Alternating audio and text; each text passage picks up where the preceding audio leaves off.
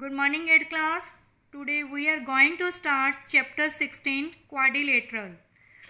What is quadrilateral? A polygon with four sides are called quadrilateral. जिस polygon के अंदर four sides होती हैं उसको हम बोलते हैं क्वाड्रिलेटरल. देखिए जैसे कि आपको इस पिक्चर में दिखाया है ABCD, ये क्या है? एक क्वाड्रिलेटरल है जिसके अंदर फोर साइड्स हैं. सबसे पहले इसका वर्टिक्स क्या है? ABCD. There are four vertex. जो हर पॉइंट है वो क्या होता है? इसका वर्टिक्स होता है. उसके बाद है ऑपोजिट वर्टिक्स होते हैं बेटे जो ऑपोजिट डायरेक्शन के अंदर बने होते हैं. जैसे A और C, A एंड C, ये क्या है? Opposite vertices. और दूसरा है B और D, ये भी क्या है? Opposite vertices. उसके बाद है साइड्स, द लाइन सेगमेंट्स. ये जो लाइंस हैं AB, फिर BC, फिर CD और फोर्थ है DA, ये हमारी क्या है? Four sides. adjacent sides, the two sides of quadrilateral which has a common end point. जिनका कॉमन एंड पॉइंट होता है उनको हम बोलते हैं adjacent sides. जैसे इसमें देखिए AB और इसका BC. देखिए AB और BC, इन दोनों का जो कॉमन पॉइंट है वो क्या है? B. तो adjacent sides के अगर हम पेयर बनाएं तो बेटे कौन कौन से बनेंगे?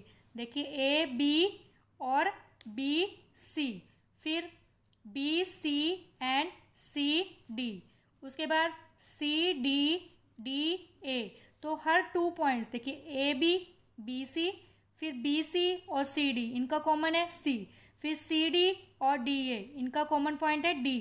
उसके बाद फोर्थ है DA और AB, ये क्या है? हमारी एडजेसेंट साइड्स के पेयर.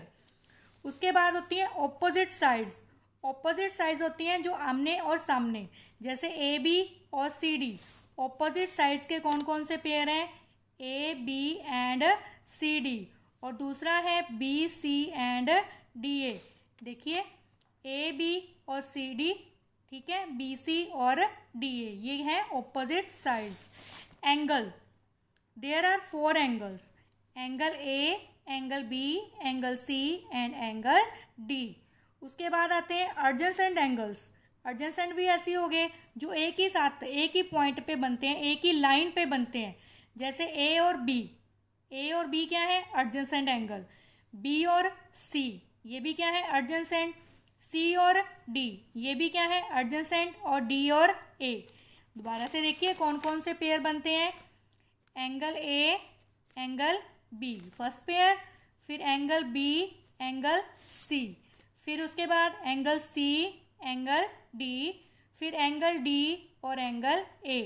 ये हमारे फोर पेयर्स हैं एडजेसेंट एंगल के. एक ही लाइन पे जो एंगल बनते हैं, जैसे AB लाइन पे A और B एंगल है तो ये हो गए एडजेसेंट एंगल. उसके बाद है ऑपोजिट एंगल. ऑपोजिट जो आमने सामने, जैसे वर्टिक्स हैं A और C, वैसे ही एंगल A और एंगल C भी क्या है? Opposite angle. उसके बाद है बेटे diagonals. There are two diagonals. देखिए इस क्वाड्रिलेटरल के अंदर टू डायगनल हैं, A और C, जो वर्टिक्स से वर्टिक्स को ज्वाइन करता है. A और C, दूसरा है B और D. पहला डायगनल है AC और दूसरा है BD. तो बेटे कुछ ये पॉइंट्स से आपने अच्छे से रीड कर लेने हैं. उसके बाद है बेटे हमारी एक्सरसाइज 16A, जिसके अंदर बेटी ओनली वन ही एक्सरसाइज है. There is only one exercise of chapter 16 quadrilateral, and first sum is angle of a quadrilateral are in the ratio 1, 2, 3 and 4. What is the measure of the four angles? देखिए मैंने आपको बताया है quadrilateral के अंदर four angles होते हैं. उन फोर एंगल्स का आपको रेशियो दिया है 1, 2, 3, 4. तो हर एंगल की हमने वैल्यू फाइंड आउट करनी है. तो देखिए हम मान लेते हैं लेट एंगल्स ऑफ क्वाड्रिलेटरल. तो हम कितने कितने एंगल मान लेते हैं?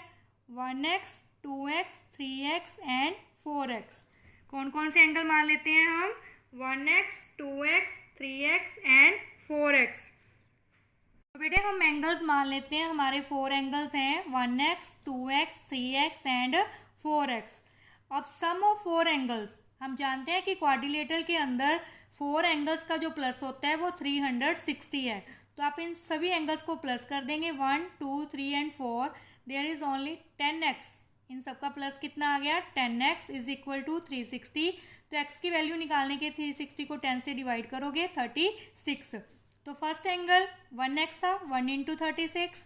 सेकेंड था 2x, 2 इंटू 36। थर्ड था 3x, 3 इंटू 36। और फोर्थ था 4x, 4 इंटू 36। तो ये आ गया 36, 72, 108, 144। तो आप इनको प्लस करके देखिए, ये 360 के इक्वल आएगा। तो बेटे नेक्स्ट है हमारा sum number third. In a quadrilateral ABCD D is equal to 150, angle ABC, तीनों एंगल क्या है इक्वल। देखिए इक्वल टू का साइन है, तो ABC की हमें वैल्यू होता करनी है। तो in a quadrilateral angle D is equal to 150। हम मान लेते हैं A कितना है x, B भी x, C भी x, क्योंकि A equal to B equal to C, तीनों एंगल्स क्या हैं हमारे इक्वल हैं। अब सम ऑफ 4 एंगल्स की प्रॉपर्टी 360, तो आप चारों एंगल्स को प्लस कीजिए 360 के इक्वल।